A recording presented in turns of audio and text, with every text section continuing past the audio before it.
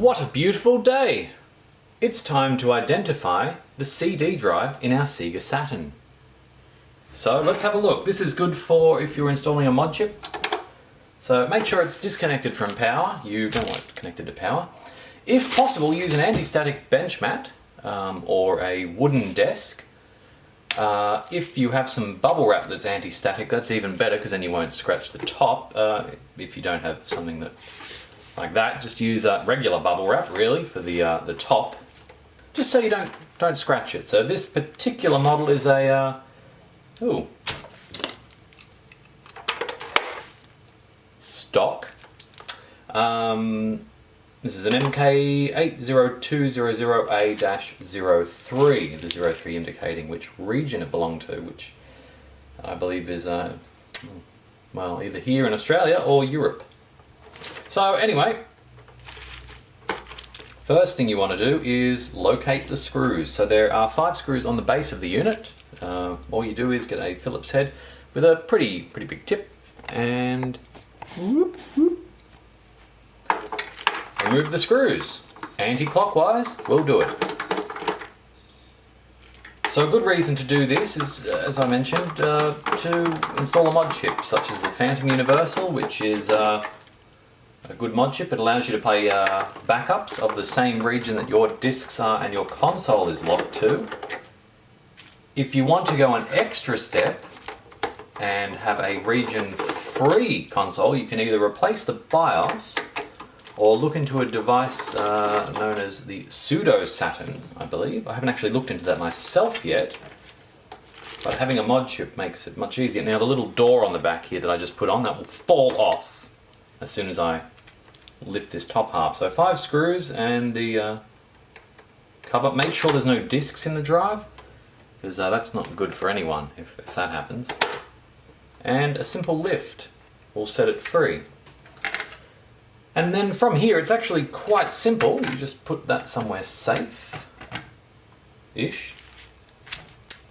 And you have a look at your drive. So the main things we're looking for here are whether it's a JVC drive or a Sanyo drive. So Sanyo drives tend to have a PCB color that is much like the, well, power supply.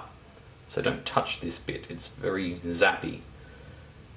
These capacitors here do store charge, so if you get on the wrong side of them, they will hurt.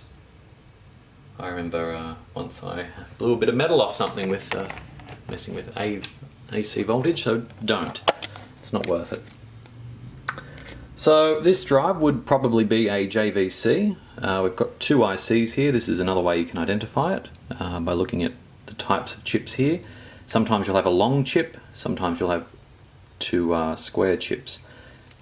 So let's just have a look. What we're looking for is usually located on the side here. So look for any markings and, oh, look at that, there you go, EXL-P604. So you pop that into your Google and you find out pretty quickly that that is a JVC drive. That's the best way to do it. Now, why is there a difference between, why does it matter? Why should it matter that there is a difference between JVC and Sanyo? They both run through a ribbon cable to the mainboard, right? Well, not entirely. You see, the Sanyos have a 20-pin cable, this ribbon cable here, whereas the JVC drives have a 21-pin cable. Now, a 20-pin and a 21-pin cable, they'll fit pretty well in each other. Maybe not so much the 21 and the 20, but it's not electrically compatible, so you're going to blow something up. So you want to identify what drive you've got, which is pretty important. The drive assembly itself is not too hard to remove.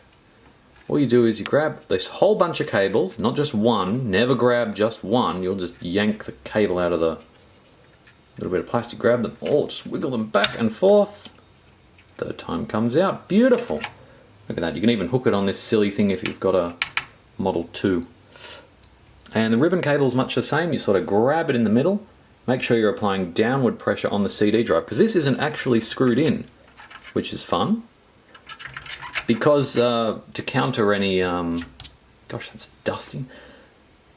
any bumps or knocks to it, it's got little rubber things here that stop the drive from getting shaken too much. So that's good.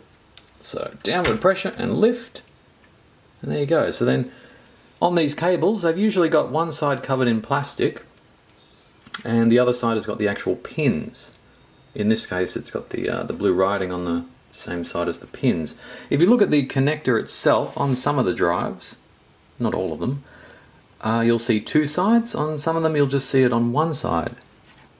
Actually, there's a good example. So if we have a look at the main board itself, there's pins on the blue side, but on the other side there are no pins. So it was obviously, I mean, sometimes these pins may not even be wired in. Depends on who manufactured it and what happened. So your best bet is to put everything back the way you found it, with a mod chip in there, of course, which we'll address in a future video. So stay tuned, that's just the identification.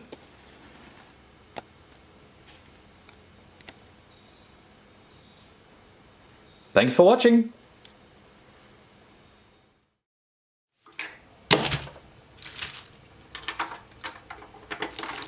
Hanging on the edge of tomorrow. Are those even the words? Hanging on the edge of tomorrow. That's terrible.